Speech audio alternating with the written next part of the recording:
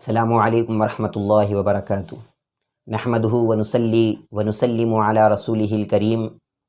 اما بعد فاعوذ باللہ من الشیطان الرجیم، بسم اللہ الرحمن الرحیم۔ قال اللہ تبارک وتعالی فی شأن حبیبہ ان اللہ وملائکتہ یصلون علی النبی یا ایہا الذین آمنوا صلوا علیہ وسلموا تسلیما، اللہم صل علی سیدنا شفیعنا حبیبنا نبینا مولانا محمد وعلی آل سیدنا مولانا محمد وبارک وسلم۔ محترم و مکرم ناظرین کرام، حضور نبی اکرم صلی اللہ علیہ وسلم کی ذات اقدس امت مسلمہ کے ایمان کا مرکز و محور ہے۔ امت مسلمہ کی بقا، سلامتی اور ترقی کا راز ہی اس امر پر منحصر ہے کہ وہ سرکار دو عالم صلی اللہ علیہ وسلم کو اپنی جملہ عقیدتوں، محبتوں اور تمناؤں کا مرکز و محور جانے، اور یہ بات قطعی طور پر جان لے کہ آپ صلی اللہ علیہ وسلم کی نسبت کے استحکام اور واسطے کے بغیر نہ دنیا میں کوئی عزت و سرفرازی نصیب ہو سکتی ہے اور نہ آخرت میں نجات حاصل کی جا سکتی ہے۔ اس تعلق و ربط کی اہمیت کو سمجھنے کے لیے علامہ اقبال علیہ الرحمۃ والرضوان کا یہ شعر اسلامی عقائد و تعلیمات کی مکمل عکاسی کرتا ہے۔ علامہ فرماتے ہیں: مغز قرآن روح ایمان جان دین ہست حب رحمت للعالمین۔ لیکن افسوس کی بات ہے، آج دور جدید میں باقاعدہ سازش کے تحت ان جذبات کو راکھ کا ڈھیر بنانے اور مسلمانوں کے دلوں سے روح محمد کو نکالنے کی کوششیں کی جا رہی ہے، تاکہ دین اسلام اور رشتہ محبت رسول صلی اللہ علیہ وسلم کی شکل میں مسلمانوں کے اندر جو زندہ قوتیں ہیں ان قوتوں کو ختم کیا جا سکے۔ اس لیے کہ یہی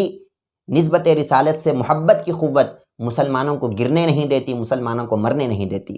اور اگر اس محبت کی قوت مسلمانوں کے اندر نہ ہو تو مسلمان جگہ جگہ ذلیل و خوار ہوتے پھریں گے۔ بدقسمتی سے عہد جدید میں بعض دینی شخصیات اور دینی تنظیمیں محبت و عشق رسول صلی اللہ علیہ وسلم کا مذاق اڑاتے ہوئے نظر آتی ہے۔ وہ محبت کے ان جذبات کو غیر ضروری قرار دیتے ہیں اور اس محبت پر دلیلیں بھی طلب کرتے ہیں، اور سادہ لوح مسلمانوں کے دلوں میں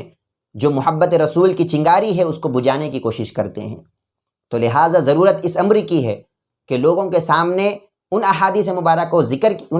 مبارکہ کا ذکر کیا جائے جن کو سن کر امت مسلمہ کے نوجوانوں کے دلوں میں عشق مصطفیٰ، اطاعت و اتباع مصطفیٰ اور تعظیم و توقیر مصطفیٰ صلی اللہ علیہ وسلم کی یہ بجھتی چنگاری پھر سے شعلہ زن ہو جائے۔ اسی مقصد کے تحت ہم نے ارادہ کیا ہے کہ اس ربیع الاول کے مبارک مہینے میں 12 دن شیخ الاسلام ڈاکٹر محمد طاہر القادری مدظ اللہ العالی کی 40 اطیب الطیب فی حب النبی الحبیب کا درس دیا جائے، جس میں شیخ الاسلام نے صحابہ میں جو عشق رسول تھا اور جو عشق رسول کی وارفتگی تھی، جو محبت رسول کی وارفتگی جو صحابہ کرام میں تھی، ان احادیث کو شیخ الاسلام مدظ اللہ العالی نے اس 40 میں ذکر کیا۔ اس میں مکمل 40 احادیث ہے، تو انشاءاللہ ہم ان 40 احادیث کو 12 دنوں میں ڈیوائڈ کریں گے، تقسیم کریں گے، اور روزانہ ہم 2-3 احادیث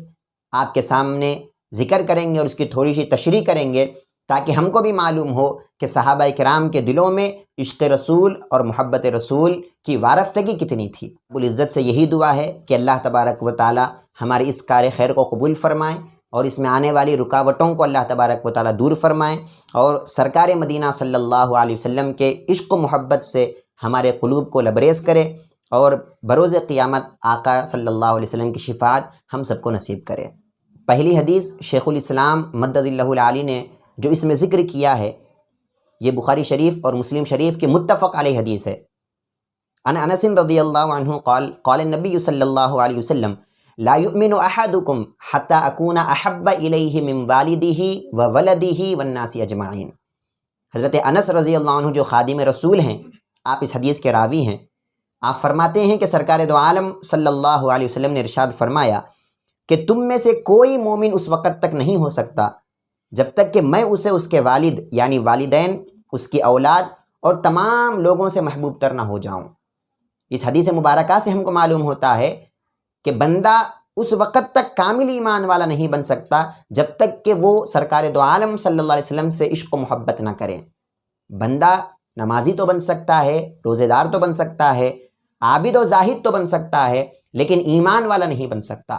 ایمان کی شرط یہ ہے کہ اس کے دل میں حب رسول صلی اللہ علیہ وسلم ہو، اور اتنی زیادہ ہو کہ وہ اپنے ماں باپ سے بھی زیادہ سرکار پر فدا ہو جائے، اپنے بیوی بچوں سے زیادہ سرکار پر وہ نثار ہو جائے، اور دنیا کی تمام محبتیں اس کی الگ ہو جائے اور وہ سرکار پر دل و جان سے قربان ہو جائے۔ اب دوسری حدیث، اس کے راوی بھی حضرت انس رضی اللہ عنہ ہیں۔ عن انس رضی اللہ عنہ قال قال رسول اللہ صلی اللہ علیہ وسلم لا یؤمن عبد وفی حدیث لا یؤمن الرجل حتی اکون احب الیہ من اہلہ ومالہ والناس اجمعین۔ یہاں پر انس رضی اللہ عنہ روایت فرماتے ہیں کہ سرکار نے فرمایا کہ تم میں سے کوئی بندہ اس وقت تک مومن نہیں ہو سکتا جب تک کہ میں اس کے نزدیک اس کے گھر والوں اور اس کے مال اور تمام لوگوں سے محبوب نہ ہو جاؤں۔ پہلی حدیث جو ہم نے ذکر کیا تھا اس میں سرکار نے فرمایا کہ وہ اپنے والدین اور بیوی بچوں سے زیادہ سرکار سے محبت کرے، اور اس روایت میں، اس حدیث میں سرکار مدینہ صلی اللہ علیہ وسلم فرماتے ہیں کہ وہ اپنے مال سے بھی زیادہ، اپنے اہل و عیال سے بھی زیادہ اور تمام لوگوں سے زیادہ مجھ سے محبت کرے۔ جب تک اس کی محبت اتنی کامل نہیں ہوتی اس کا ایمان بھی کامل نہیں ہوتا۔ تو معلوم یہ ہوا کہ ایمان کو اللہ تبارک و تعالیٰ نے سرکار دو عالم صلی اللہ علیہ وسلم کی محبت پر رکھا ہے کہ جس کے دل میں جتنی زیادہ محبت سرکار سے ہوگی وہ اتنا ہی بڑا ایمان والا ہوگا۔ یہ تیسری روایت، یہ بھی حضرت انس رضی اللہ عنہ سے مروی ہے۔ عن انس بن مالک رضی اللہ عنہ عن النبی صلی اللہ علیہ وسلم انہ قال لا یؤمن احدکم حتی یکون اللہ ورسولہ احب الیہ مما سواہما۔ حضرت انس بن مالک رضی اللہ عنہ روایت فرماتے ہیں کہ سرکار نے فرمایا کہ تم میں سے کوئی ایمان والا نہیں ہو سکتا اس وقت تک جب تک کہ اللہ اور اس کا رسول